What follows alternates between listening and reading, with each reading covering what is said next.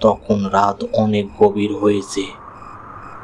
পুরনো কালের সেই পোড়াবাড়ির ভেতরের বাতাস যেন এক অদ্ভুত গুঞ্জন তৈরি করেছে। মেঘে ঢাকা আকাশের নিচে পাথরের মতো নীরবে পড়ে আছে একটা গ্রাম, নাম তার মৃত্যুপুর। যে গ্রামে রাতে নামলেই কেউ ঘরের বাইরে বেরোয় না, কারণ এই গ্রামে ভূতের অভিশাপ লেগে আছে। চার বন্ধু ঢাকা থেকে বেড়াতে আসে ভারতের পশ্চিমবঙ্গের পুরুলিয়ায়। ওরা শুনেছিল পুরুলিয়ার এক প্রত্যন্ত গ্রামে এক ভয়ঙ্কর পোড়াবাড়ি আছে, যেখানে রাতে নামলেই শুরু হয় আতঙ্কের উৎসব। গ্রামবাসীরা বলে, কেউ যদি রাত 12টার পর ওই বাড়ির ভেতরে ঢুকে, তাহলে সেখান থেকে কেউ আর ফিরে আসতে পারে না। কিন্তু শোভন বলল, এসব বাজে কথা, আমরা কি এই ভূত প্রেতকে বিশ্বাস করি? জয়িতা বলল, তবুও সাবধান থাকা ভালো। রাহুল হেসে বলল, চলো আজ আমরা চ্যালেঞ্জ নিই। আমরা এই পোড়া বাড়িতে এক রাত কাটাবো আর প্রমাণ করে দেব এখানে কিছুই নেই। তারপর তারা একে একে ঢুকে পড়ল সেই পোড়া বাড়ির ভেতর।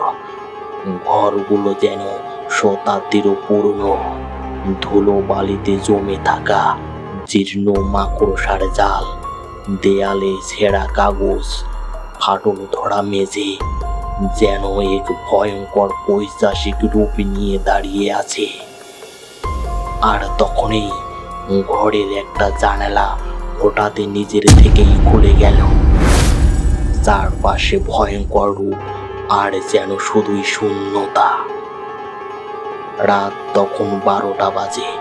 হঠাৎ বাড়ির ভেতর থেকে একটা অদ্ভুত কান্নার শব্দ ভেসে এলো, যেন কেউ কাঁদছে, কিন্তু সেই কণ্ঠস্বরেই ছিল মৃত্যুর ডাক।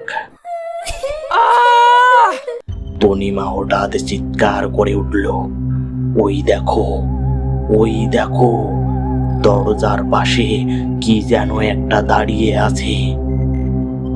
সবাই ঘুরে তাকালো। সত্যি, অন্ধকারের মধ্যে এক কালো ছায়ার মতো একটা অবয়ব দাঁড়িয়ে আছে। অবয়বটির মুখ নেই, শুধু শূন্য চোখের গহ্বর। হঠাৎ সেই অবয়বটি হাওয়ার মতো ছুটে এসে শোভনকে চেপে ধরল। শোভন চিৎকার করে মাটিতে লুটিয়ে পড়ল, আর ওর শরীর যেন জমে গেল, আর একটা ঠান্ডা হাত ওর গলা শক্ত করে যেন চেপে ধরল। রাহুল দৌড়ে এসে শোভনকে টেনে তুলল, এখান থেকে পালাতে হবে, চলো দৌড়াও। যখন ওরা দৌড়ে পালানোর চেষ্টা করলো, তখনই হঠাৎ করে ঘরের দরজাটা যেন নিজের থেকেই বন্ধ হয়ে গেল, আর বিশাল দরজার গায়ে বড় বড় আঁচড় পড়তে লাগলো, যেন কেউ ওদের এখান থেকে বেরোতেই দিতে চাইছে না। হঠাৎ পেছন থেকে কেউ যেন ফিস ফিস করে বলল, এখানে এসেই যখন পড়েছ, আর ফিরে যাওয়ার কোনো পথ নেই।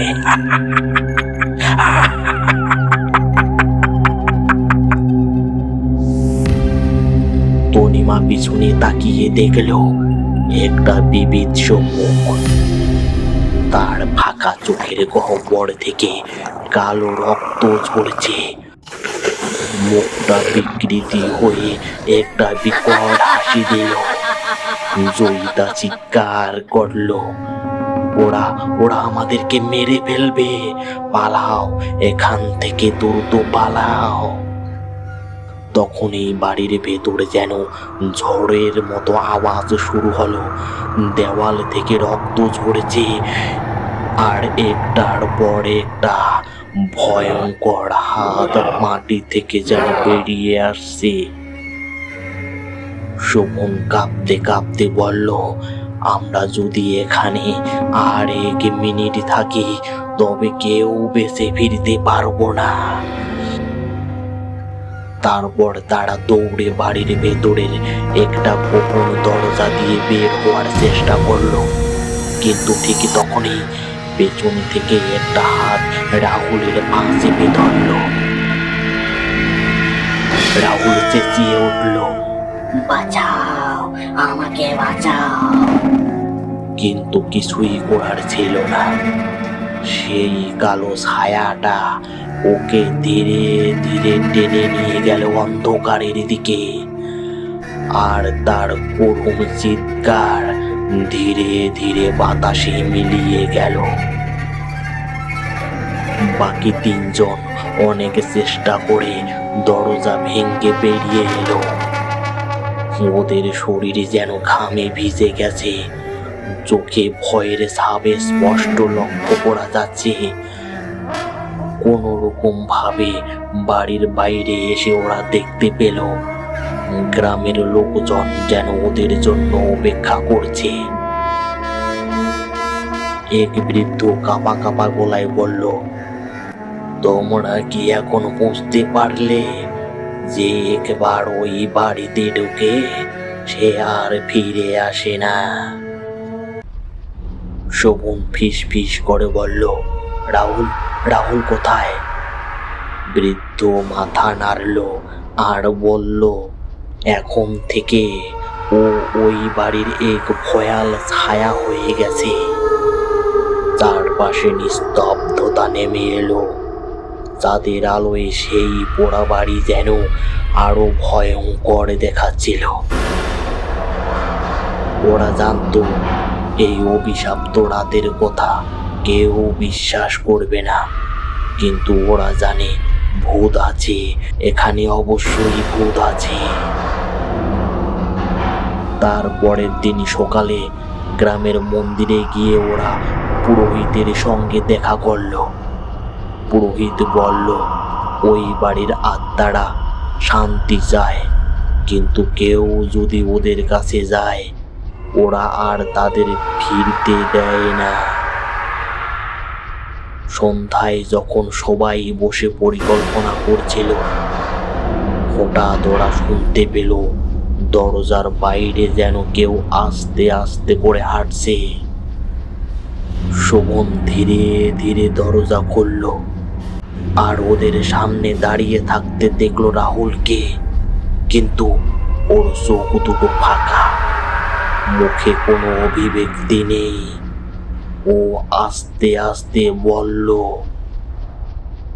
তোমরা আমাকে ফেলে চলে এলে, এখন আমি তোমাদেরকে নিয়ে যেতে এসেছি।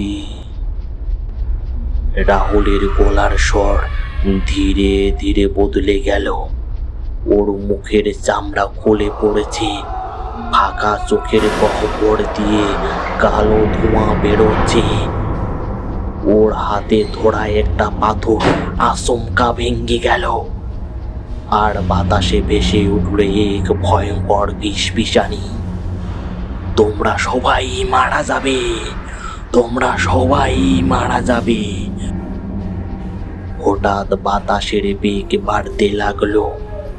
চারিদিকে একটা কালো ঝড় উঠল আর তৎক্ষণাৎ পুরোহিত চেঁচিয়ে বলল, ও এখন আর মানুষ নেই, ও ওই বাড়ির আত্মার দাস হয়ে গেছে। দৌড়াও, পালাও, এখান থেকে পালাও। 3 বন্ধু প্রাণপণ দৌড়াতে লাগলো, কিন্তু পেছনে শুনতে পেল রাহুলের কর্কশ হাসি। তোমরা যেখানেই যাও আমি আসবো, আমি অবশ্যই আসবো।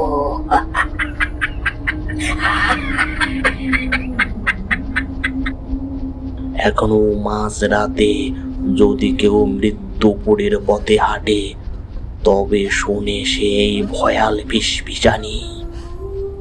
আমি ফিরে এসে